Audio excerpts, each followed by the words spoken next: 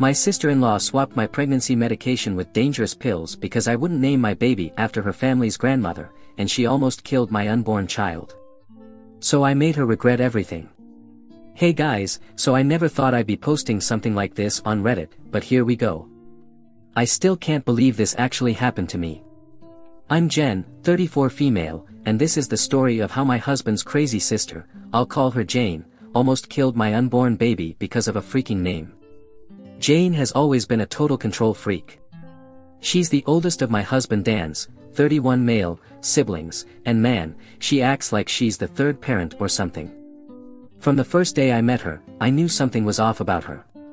She's got these weird control issues that nobody in the family wants to talk about. Jane was married for like 2 years to some guy named Rob, who finally got fed up with her telling him how to breathe and walked out. That was like 6 years ago, and since then, she's been on this string of failed relationships. Every guy ends up running for the hills after a few weeks of dating her. But instead of thinking, maybe I'm the problem, she just doubled down on controlling her siblings' lives, like that was gonna fill the hole or something. The first time I met Jane was at this restaurant where Dan was introducing me to his family. I was super nervous anyway, 'cause meeting the family is a big deal, right? I really wanted them to like me. Dan had warned me that his sister could be a bit much, but holy crap, was that an understatement.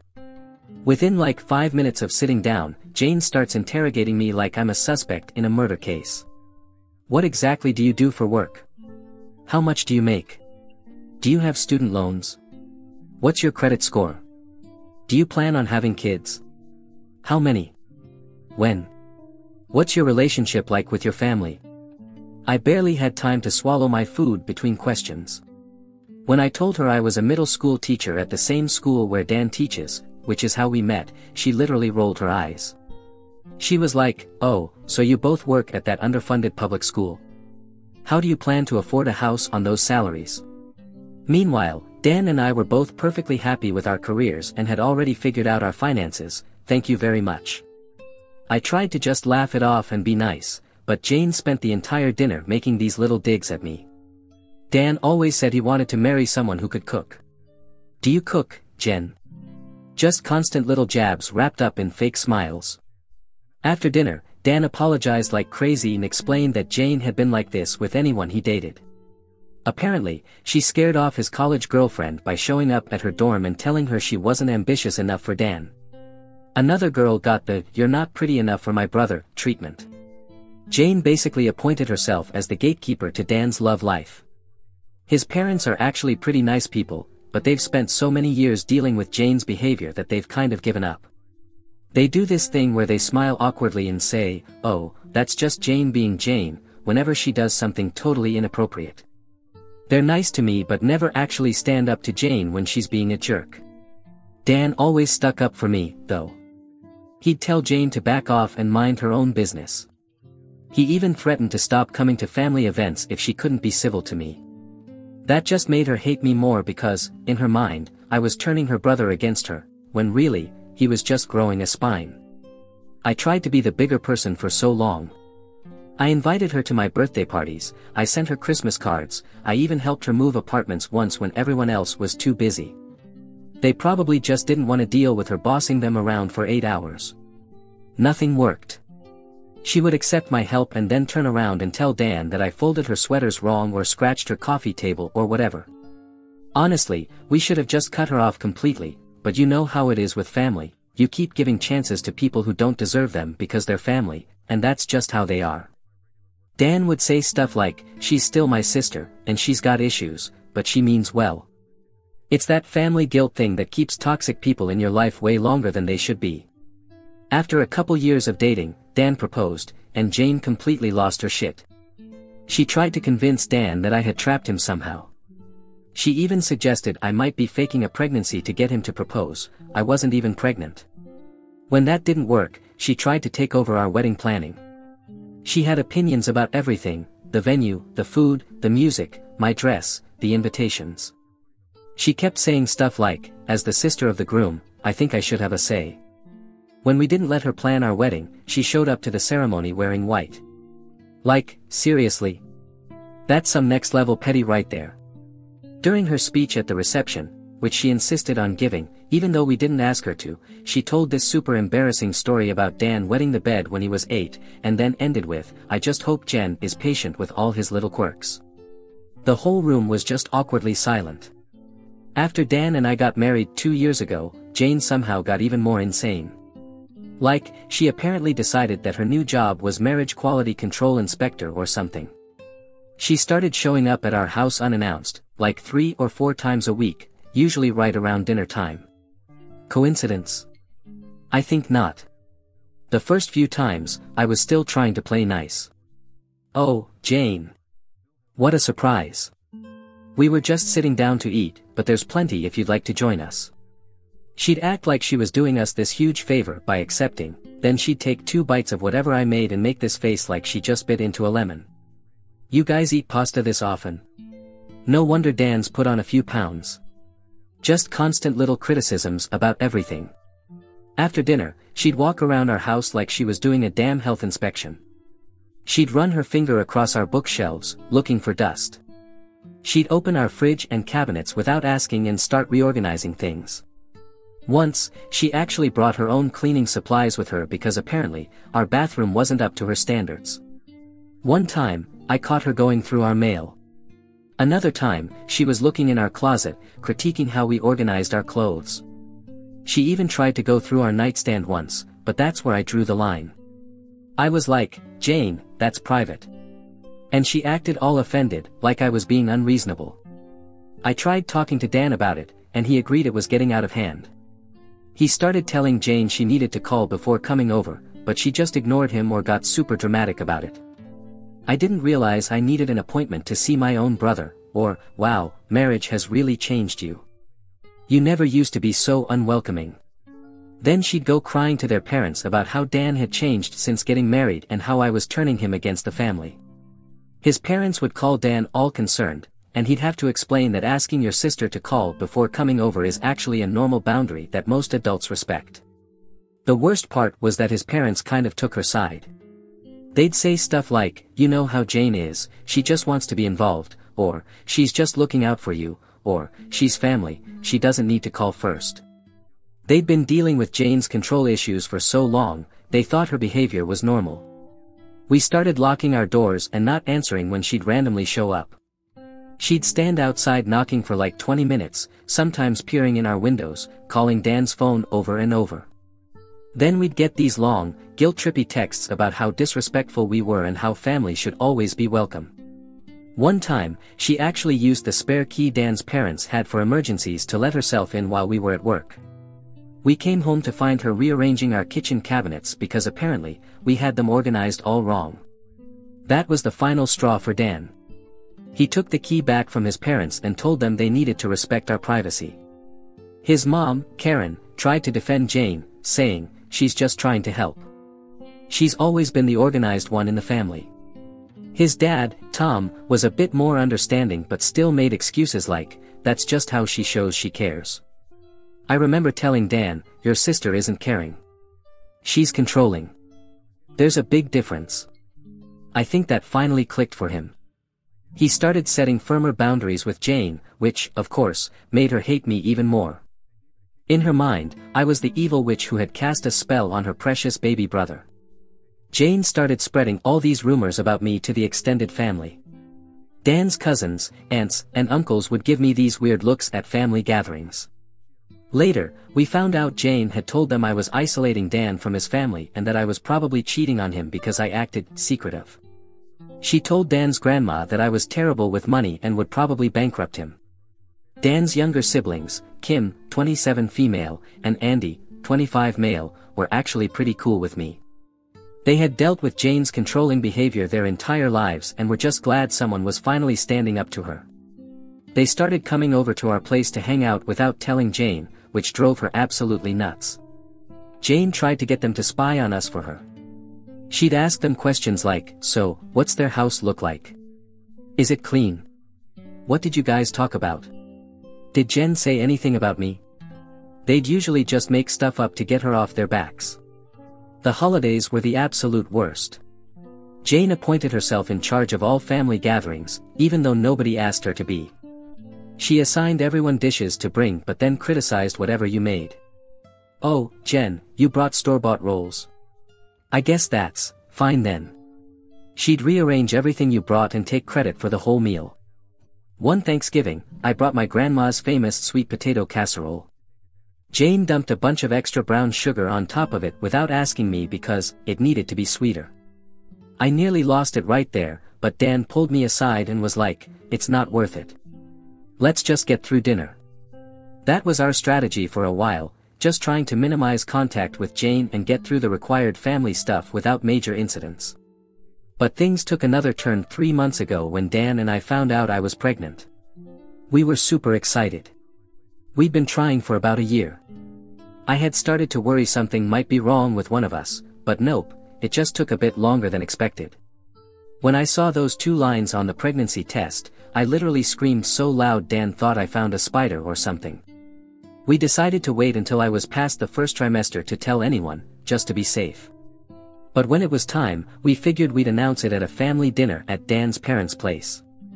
I was nervous about Jane's reaction, but Dan was like, "Maybe this will help her chill out a bit. She's always talking about wanting to be an aunt." The dinner started out pretty normal. Jane was being her usual, slightly annoying self. Jane was asking me if I'd finally learned how to make a proper roast when she heard Karen was letting me help with dinner. I just smiled and ignored it because I was so excited about our news. After the main course, Dan said we had an announcement to make. As soon as the words, "Jen's pregnant," left his mouth, the table erupted. His parents were crying and hugging us, Kim and Andy were cheering, and Jane, well, Jane actually seemed normal for once. She jumped up and hugged me, like an actual genuine hug, not one of those fake side hugs she usually gives me. She started crying and saying she couldn't wait to be an aunt. For like 5 whole minutes, I thought, wow, maybe a baby really will change things with Jane. Then came dessert, and everything went to hell. Jane suddenly stood up with her wine glass, she'd already had like 3 at this point, and made this announcement like she was the Queen of England or something. "Since this is Mom and Dad's first grandchild, I think we need to talk about names. I've always dreamed of naming my first niece or nephew after Grandma Liz. Their grandmother, Elizabeth, had died a year before I met Dan. She was apparently this amazing woman who held the family together during some tough times." Jane went on and on about family traditions and honoring Grandma Liz's memory. The whole table got super quiet. Dan and I exchanged this "oh crap" look because we had already decided on names. If it was a boy, we were going to name him after Dan's grandpa, Joe. If it was a girl, which we found out later it was, we were naming her May, after my grandmother, who raised me after my parents died in a car accident when I was 12. My grandma May worked 2 jobs to put me through school. After my parents died, she was my rock, my everything. She passed away from breast cancer just last year, and it meant the world to me to honor her by naming my daughter after her. Dan cleared his throat and said, "Actually, Jane, we've already decided on names. If it's a girl, we're naming her May, after Jen's grandmother." The look on Jane's face, I swear, the temperature in the room dropped like 20 degrees. Her fake smile just froze in place and then slowly morphed into this look of pure rage. "May? What kind of name is that? No one in our family is named May." I tried to explain about my grandma, how important she was to me, how she had raised me after my parents died. Jane cut me off mid-sentence. "But this is the first grandchild in our family.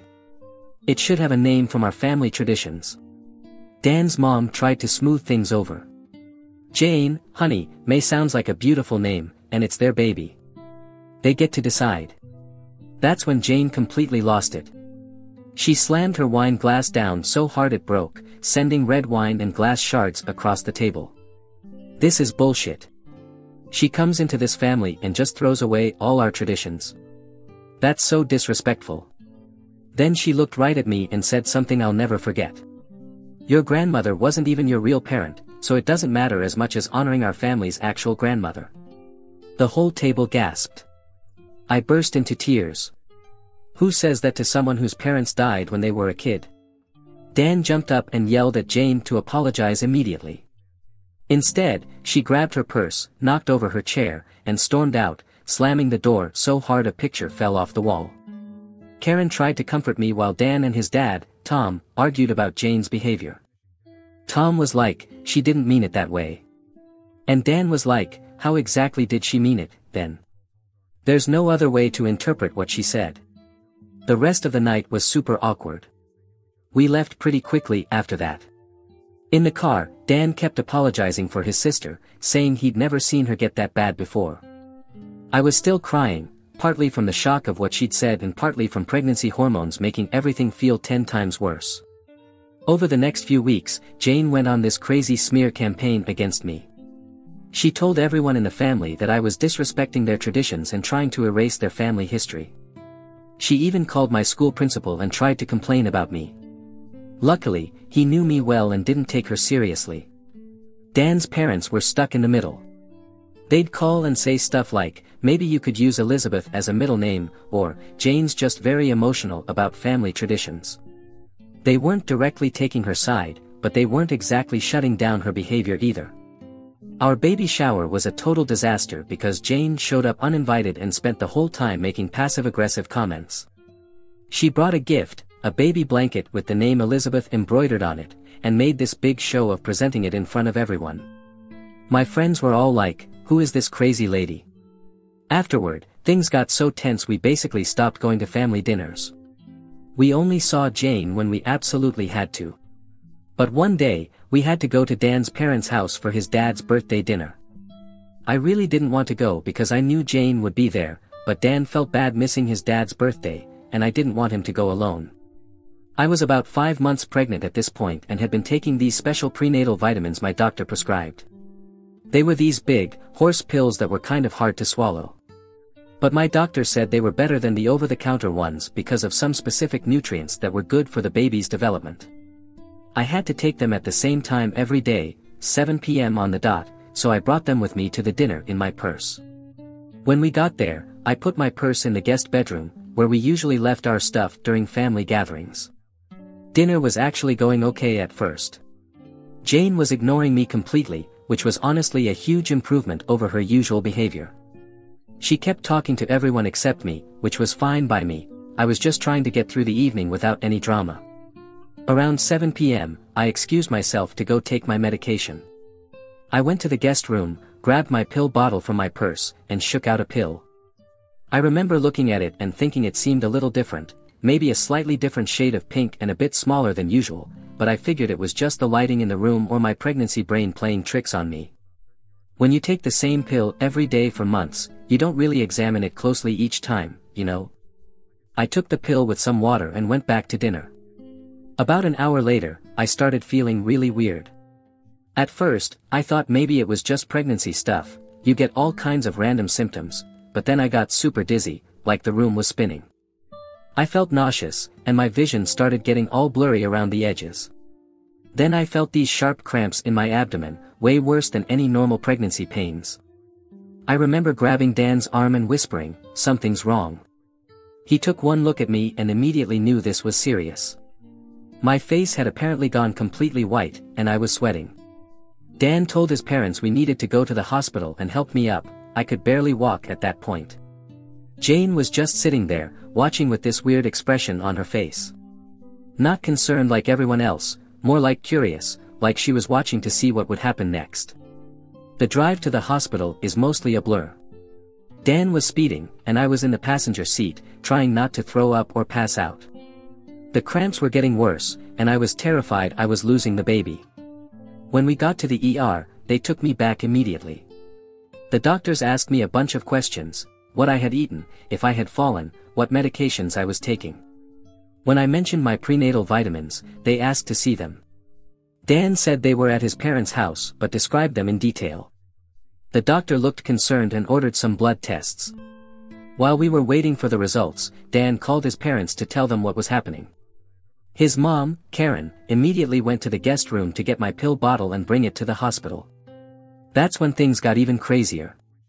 Karen called back about 15 minutes later, totally freaking out. She'd found my actual prenatal vitamins hidden behind some books on the bookshelf in the guest room. The pill bottle in my purse had been switched with something else. The doctors ran tests and found something in my system at a dangerously high level, something that could seriously mess with a pregnancy. The doctor told me straight up that if we hadn't come to the hospital when we did, I could have lost the baby. While I was being treated, Dan's dad searched the house and found an empty prescription bottle in Jane's purse, which she'd left behind when she quietly slipped away after I got sick. The bottle had contained the exact same medication that was now in my system. When Dan's dad called Jane to confront her, she didn't even deny it. She actually said, maybe now she'll understand the importance of family traditions. Like, what? The actual fuck. She tried to make my baby die because of a name. Dan called the police right away. I spent the night in the hospital being monitored and getting treatment to counteract the medication.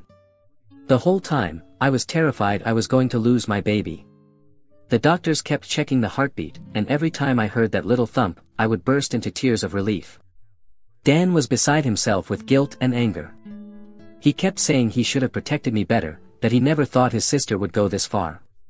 His parents showed up at the hospital around midnight, both of them crying and apologizing over and over. They finally realized just how dangerous Jane's controlling behavior had become. The police came to the hospital to take my statement. They took the pill bottle as evidence and said they'd be arresting Jane. I couldn't believe this was actually happening. It felt like some crazy TV movie plot, not real life. But it was real. Jane tried to claim it was just a prank gone wrong, and that she only wanted to scare me into changing my mind about the name. But nobody believed that BS for a second. She had deliberately switched my medication with something she knew could harm my baby. There's no prank explanation for that. I spent 2 more days in the hospital being monitored. Thankfully, the baby was okay. The doctor said I'd need extra monitoring for the rest of my pregnancy just to be safe, but there didn't seem to be any permanent damage from the incident. When we finally got home, I broke down completely. The idea that someone hated me so much they would try to hurt my unborn child, I just couldn't process it. Every time I thought about it, I felt sick all over again. In the 2 weeks after the incident, the police investigation uncovered even more disturbing stuff about Jane that none of us knew. The whole family was in shock as each new piece of information came to light. The hospital ran detailed tests on the pills Jane had switched mine with. They weren't just random pills she had lying around. They were high-dose blood pressure medication, specifically known to cause complications in pregnancy. The doctor explained that these particular pills cause rapid drops in blood pressure, which can lead to placental problems and potentially cause a miscarriage. The police took this super seriously. They got a warrant to search Jane's apartment, and what they found was like something out of a crime show. She had a whole drawer full of different medications, many without prescription labels. There were notebook pages where she'd written down the effects of different drugs, with special notes about which ones were dangerous for pregnant women. But that wasn't even the craziest part. The cops got a warrant for Jane's computer and phone records, and what they found was straight up terrifying. In the weeks before this happened, she had been all over Google, searching stuff like what meds can cause miscarriages, how to swap pills without anyone noticing, and even how to mess with someone's meds without getting caught. She was deep in these shady online forums where people actually talked about how to do this kind of stuff. She even saved pictures of prenatal vitamins so she could find pills that looked the same. This wasn't some heat-of-the-moment thing. She had been planning it for weeks, ever since that dinner where we announced the baby's name. Turns out, Jane had a history of shady behavior that no one in the family knew about. A few years ago, she worked as an admin at a local medical clinic, and while she was there, a bunch of people complained about getting the wrong meds, some even got completely different prescriptions than what they were supposed to. But nothing ever got pinned on her. The clinic looked into it, but they couldn't prove anything. And right in the middle of their investigation, Jane suddenly quit, saying she had to take care of her sick mom. Except, yeah. That was a total lie. Karen wasn't sick at all. The clinic had documented all these incidents, but since they couldn't prove anything, they just let her resign and move on. Now, with this new evidence, the police were reopening those cases to see if Jane was behind them too. When the police confronted Jane with all this evidence, she finally broke down and confessed. Her explanation was chilling. She said she couldn't stand the thought of her family's first grandchild being named after some outsider's grandmother, rather than her own. She actually tried to justify her actions by saying she was protecting her family's legacy and that I needed to be taught a lesson about respecting family traditions. Even more disturbing, she showed absolutely no remorse. According to the police, when they asked if she understood that she could have killed the baby, she just shrugged and said, "I wasn't trying to kill it, just scared Jen enough to reconsider the name." Like, my baby was just some pawn in her sick game. Dan was completely devastated by all this. Finding out that his sister was capable of such calculated cruelty really messed him up. He kept saying he should have seen the signs earlier, should have protected me better. I told him over and over that none of this was his fault. No normal person would ever predict their sister would do something like this. His parents were in even worse shape. They were completely broken, especially Karen. She kept apologizing to us, saying she should have gotten Jane help years ago when she first started showing controlling tendencies. And then she revealed some really disturbing things about Jane's childhood that she'd never told anyone before. Apparently, Jane had always had serious issues with control, even as a kid. When the siblings were younger, she would often destroy her brothers' and sisters' toys or clothes if they didn't do exactly what she wanted. Once, she even killed Dan's pet hamster because he refused to let her borrow his bike. Karen admitted that they always brushed off these incidents, making excuses like, "She's just being protective," or "She'll grow out of it." They never got her any professional help because they were worried about what people would say. Now, they were consumed with guilt, feeling responsible for not addressing these issues when Jane was younger. Dan's younger sister, Kim, finally opened up about her own experiences with Jane. She told us that when she was in high school, she'd gotten really sick after drinking a smoothie Jane made for her. At the time, everyone thought it was just food poisoning, but Kim had always suspected Jane had put something in the drink, because earlier that day, they'd had a huge fight about Kim's boyfriend, who Jane didn't approve of. Kim said she'd been too scared to say anything at the time because Jane had such a hold over the family. Hearing about what Jane did to me gave Kim the courage to finally speak up about her own experience. Now, the district attorney is taking the case very seriously. They're pressing multiple charges against Jane, including attempted assault on a pregnant woman and tampering with prescription medication. Jane's lawyer tried to make a deal by claiming temporary insanity due to emotional distress over family issues. But the evidence of premeditation was just too strong. The DA's office said her systematic research and planning showed clear intent to cause harm. We were granted a restraining order against Jane. She wasn't allowed to come within 500 feet of us or contact us in any way. The police advised us to install security cameras around our house just in case she tried anything else. After being released on bail, they were concerned she might try to retaliate now that she'd been exposed. As for me and the baby, we were doing better physically. The doctors were monitoring us very closely with weekly ultrasounds, but they said there didn't seem to be any lasting damage from the incident. The whole experience was incredibly traumatic, though. I became paranoid about my medication, triple-checking everything before I took it. Dan started keeping all my medications in a lockbox that only we had the key to. The whole family was falling apart. Dan's parents started therapy to deal with their guilt. Dan was having trouble sleeping. Dan was constantly checking our security system, getting up in the middle of the night to make sure all the doors and windows were locked. Kim and Andy were processing their own childhood traumas with Jane, things they had suppressed for years. But through all of this, we still had a baby on the way. We were trying to stay positive and focus on preparing for our daughter, but it was hard with this dark cloud hanging over everything. Jane's trial finally happened about a month after the incident, and it was even more draining than we expected. I was 6 months pregnant by then, and my doctor was concerned about my stress levels, but I needed to be there to testify. Walking into that courtroom and seeing Jane sitting there with her lawyer was one of the hardest things I've ever done. She looked so normal, like anyone's slightly uptight older sister, sitting there in her neat blazer with her hair pulled back in a tidy bun. It was hard to believe this was the same person who had methodically planned to harm my baby. Jane's lawyer pulled out all the stops. He brought in coworkers and friends to talk about how sweet and thoughtful she was, always remembering birthdays, running charity drives, just the nicest person ever. Then he played the poor, rejected woman angle, saying her divorce, failed relationships, and feeling left out of the baby naming tradition had pushed her into a momentary lapse in judgment. I almost laughed. A momentary lapse? That involved weeks of planning, The prosecutor shut that down fast. She laid out Jane's search history, proving that she started looking up ways to cause miscarriages the same night we announced the baby's name. Then came the texts. The prosecutor read them aloud. Had to teach Jen a lesson. Switched her precious prenatal vitamins with something that gave her a little scare. Might even lose the baby.